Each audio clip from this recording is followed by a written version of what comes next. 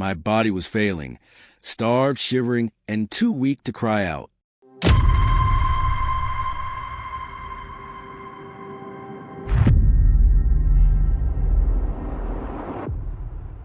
My name is Chris McCandless. I was born in El Segundo, California, in 1968. My childhood, from the outside, looked typical, suburban, stable, filled with school, sports, and family road trips. But beneath the surface, things were complicated. My father, Walt, was a highly respected aerospace engineer who worked for NASA before starting his own consulting firm. My mother, Billy, was strong-willed and intelligent, a hard-working woman who managed a household and later helped run the family business. Together, they built a life of comfort and ambition, but that life came with pressure, high expectations, tension behind closed doors. My parents argued often, and though they tried to shield us, I felt the weight of it. I lived with them, my younger sister Corrine, who I was deeply close to, and several half-siblings from my father's previous marriage. We were a blended family, under one roof, trying to hold together the image of normalcy. But something in me always felt out of place. Misaligned, we eventually moved to Annandale, Virginia, a quiet suburb outside Washington, D.C., where I did well in school. I read obsessively. Thoreau, Tolstoy, London, men who had walked away from comfort in search of deeper truths. Their words stirred something in me, something that only grew louder over time. I was restless, searching. Even in high school, I wasn't drawn to the path everyone expected. I didn't want to chase money or prestige. I wanted to feel life directly, without a filter. At Emory University, I kept up the appearance of a normal student as I majored in history and anthropology. I made the dean's list, but inside, I was already drifting away. I didn't go to parties. I avoided close relationships. I was planning my escape. And when I graduated in 1990, I saw my chance. My parents had set aside $47,000 for my remaining college years, but I didn't want their money. I didn't want their expectations. I gave $24,000 of it to Oxfam, destroyed my IDs, and walked away without telling anyone where I was going, because I didn't just want to disappear. I wanted to be reborn. After I left, I was no longer Chris McCandless. I shed that name like a snake molts its skin. I became someone else entirely. I called myself Alexander Supertramp, a name as transient and free as the life I now led. It wasn't just about the name. It was about what it represented. It was a clean break from everything I had known, a way of casting off the weight of expectations that had been thrust upon me. No more family, no more obligations, no more ties to a world that felt so suffocating, so full of empty promises. I wasn't running from anything. I was running toward something, toward truth, toward a life that wasn't shaped by the expectations of others. A life where I didn't have to answer to anyone, not even myself. A life of pure freedom, where every step I took was my own. I wasn't afraid of the unknown. I welcomed it. The more unknown, the better. The road was my teacher, and each mile was a lesson. I headed west, traveling light. I hitchhiked from town to town, passing through the scorching deserts of Arizona, the arid landscapes of California, and the open plains of South Dakota. I made my way through these places not as a tourist, not as someone looking for comfort, but as a wanderer in search of something deeper. I camped out in the wild, sleeping beneath the stars, alone but at peace. The land didn't care who I was or where I came from. It just was, and I was part of it. In Carthage, South Dakota, I found work as a grain harvester in the wheat fields. The days were long, the work hard, but I never felt more alive. I was free, even in the sweat and exhaustion of the harvest. There, I met Wayne Westerberg, a man who offered me not just work, but a sense of belonging. I stayed with him for a while, shared meals, and talked about life. For the first time in a long time, I allowed myself to form a connection. But it was temporary. I couldn't stay. The road was calling me again, and I couldn't ignore it. Some days I worked, and other days I lived with nothing. No money, no plans, no expectations. Just the world around me, and whatever I could scrape together. I scavenged what food I could, Rice, canned beans, whatever I could find.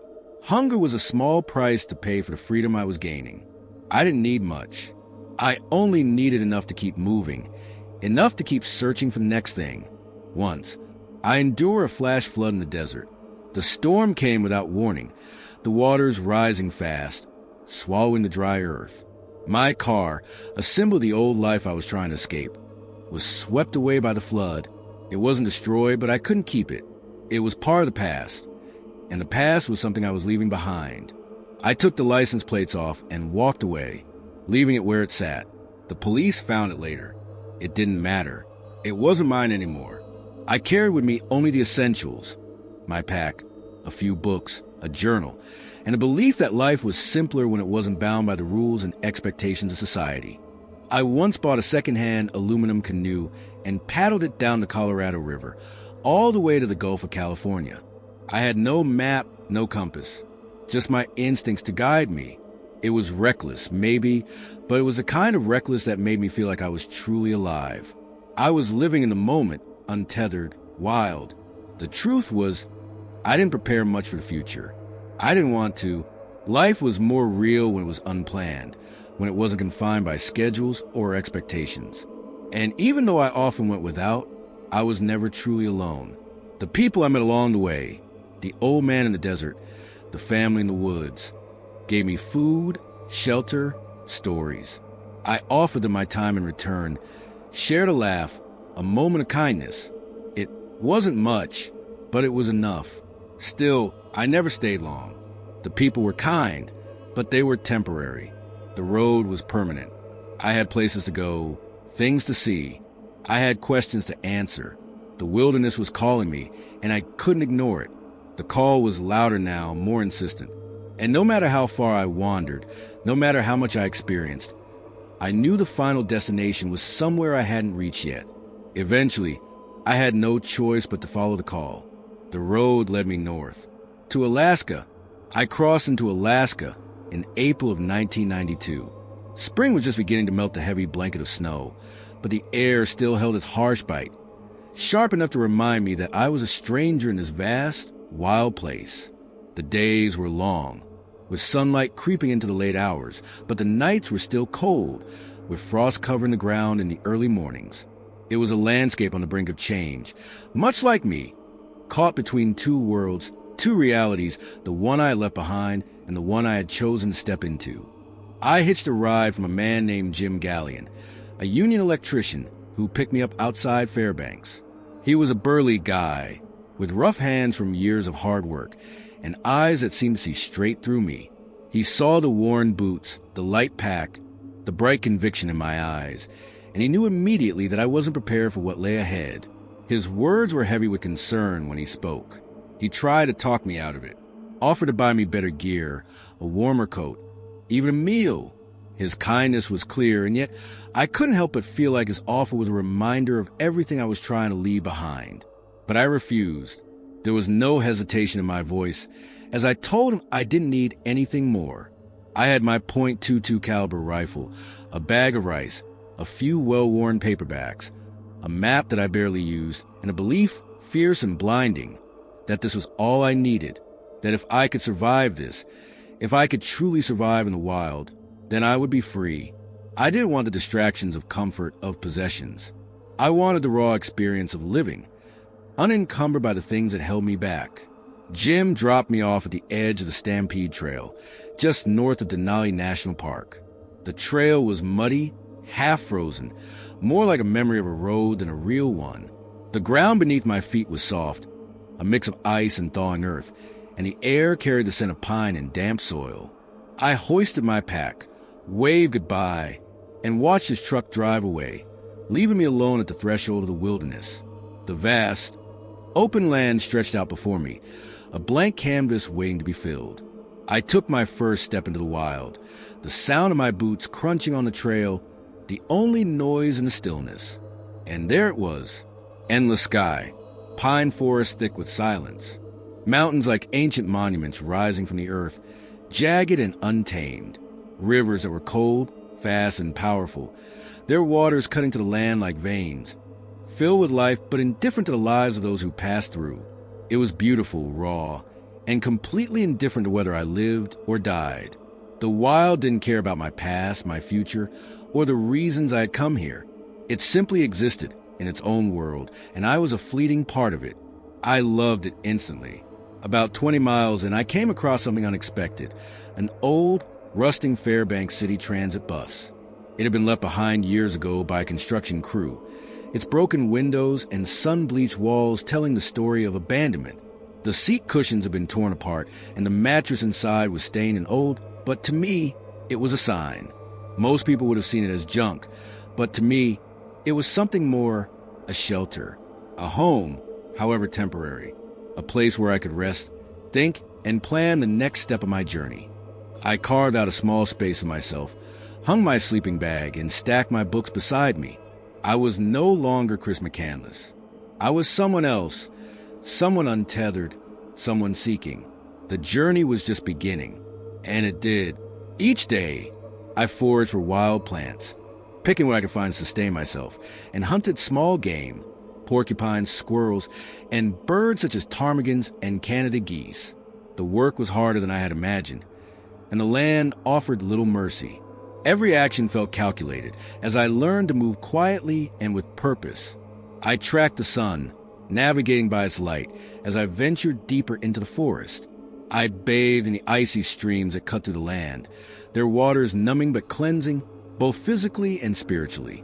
The wind would rustle the spruce needles above me, like a voice calling from somewhere just out of reach, a whisper I could never fully understand, but one that kept me grounded and present.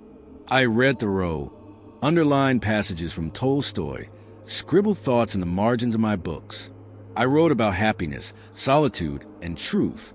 These writers, these philosophers, gave me something to hold on to, something to remind me that my journey was meaningful, even if no one else understood it. I have my own definition of happiness now. It wasn't tied to wealth or to status or to approval. It was about living in the moment, in the wild, on my own terms. It was about finding peace in the quiet, in the solitude, in the simplicity of survival. I felt strong, clean, stripped of distraction, alive in a way I had never been before. The cold air, the hard work, the silence, it all seemed to purify me. Every day was a challenge, every moment an opportunity to grow, to learn, to prove that I could survive. This was the life I had chosen. No distractions, no obligations, just the raw experience of living. But wilderness isn't just beauty. It's hunger, it's missteps, it's nature without mercy. And slowly, things began to turn. At first, I hunted, gathered, and rationed.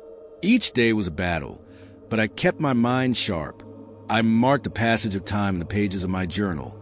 Small victories, like killing a ptarmigan or starting a fire in the rain with wet wood.